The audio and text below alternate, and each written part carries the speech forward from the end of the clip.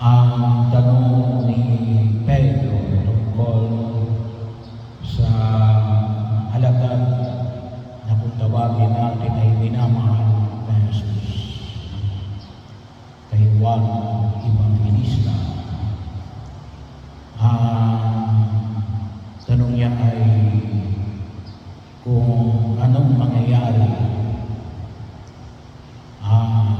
sa kanya.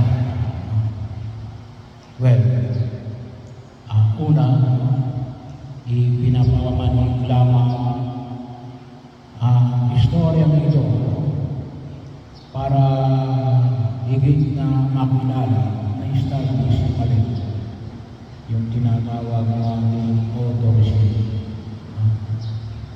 Kasi pinapakilala na rin na ito'y sinulat ng Juan Evangelista. Si Juan Evangelista na kung saan sa kalakasan na ito ay talagang bahagi ng pagkilos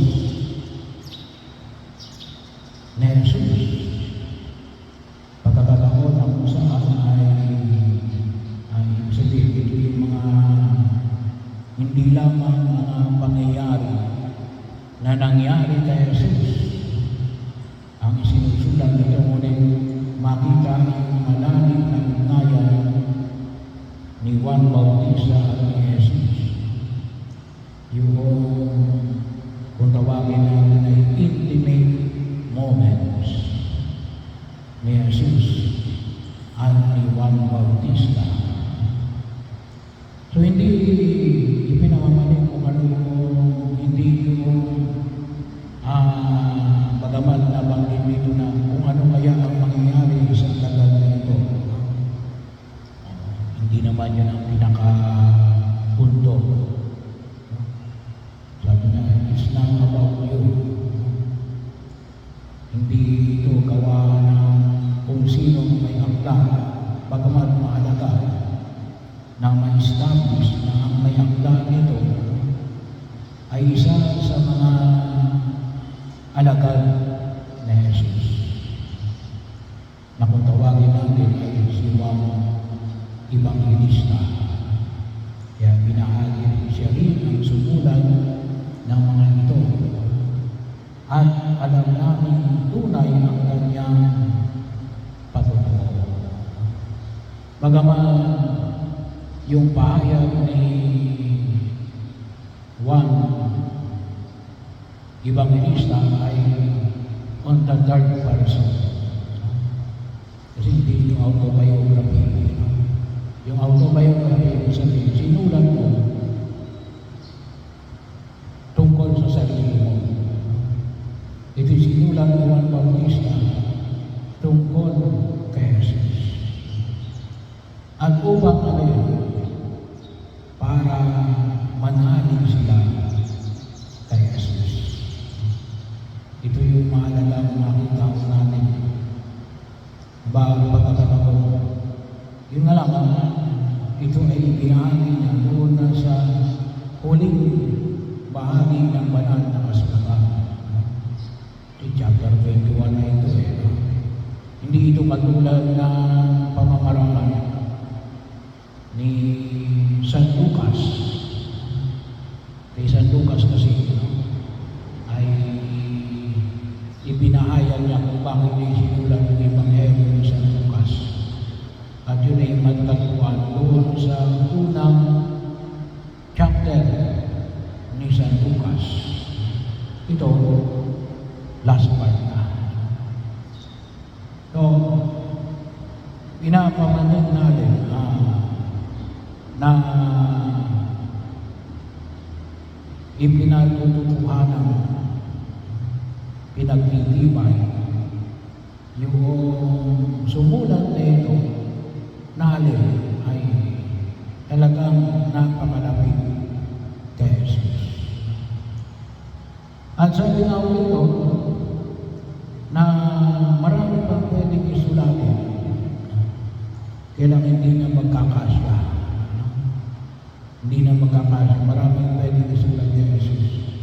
Ang mahalaga rito ay ilang mga bahagi naman para yung sabihin mga mahalagang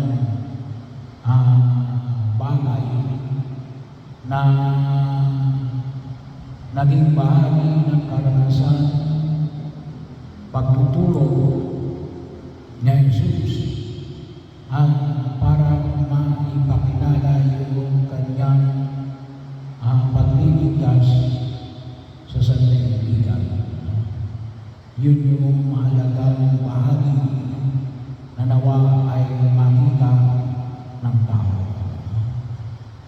So ano yung hanggang na pinakawanin sa atin ng buong kapal? Na sabi nga rin nagpatutoo. Maraming pamamaraan ng pagpapatutoo. Isa na rin yung panulat. Maaaring pagpapahayag.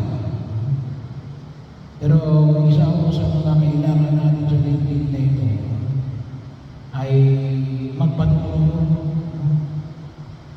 Huwag na natin dagdagan ang mga sinungaling sa daigdig na ito. Napakahalaga yung pagkilos ng ginagampanan namin. But alam naman natin, darating at darating ng panahon na malalaman din ang totoo. Kaya sabi nga natin, paikot-ikotin pa natin. At sabi nga, ay hilingin natin tamang-tama bukas yung pagbabago ng Espiritu Santo. Napakahalaga. Sabi nga ko namin ay yung pagpupuspos ng Espiritu Santo. Yung term na ginagamit ngayon ay conversation with the Spirit. Pakipagkalastasan sa Espiritu. Pagninilay. Bahagi yun ng makita natin na pwedeng magbigay ng liwanag sa atin tungkol sa mga bagay na nakikita natin. Pero yun ang nawa yung huwag natin kalimutan. Yung huwag natin pigilan kasi innate, natural sa tao ang naghahanap ng katotohanan. Napakahalaga yun eh. Kung tutusin, very natural yun yung paghahanap ng katotohanan. Yun ay kung tutusin, bahagi na naturalesa ng bawat tao. Kaya lamang, kuminsan, sabi nga natin, ay kinakailangan din natin tulungan natin yung ating sarili. At isang pamamaraan ko na yun, pagiging namin ang tulong sa Diyos ng katotohanan. At ipinapadala niya sa atin ang Espiritu ng katotohanan. Bahagi rin o, kasi sabi nga natin, kapag pinag-usapan natin yung katotohanan, meron kasi akala natin totoo. Mayroon din naman nagmumukhang totoo. Mayroon din naman talagang nagpapakita na akala mo totoo. Hindi ilusyon. Bahagi yun. Pagdilig lang.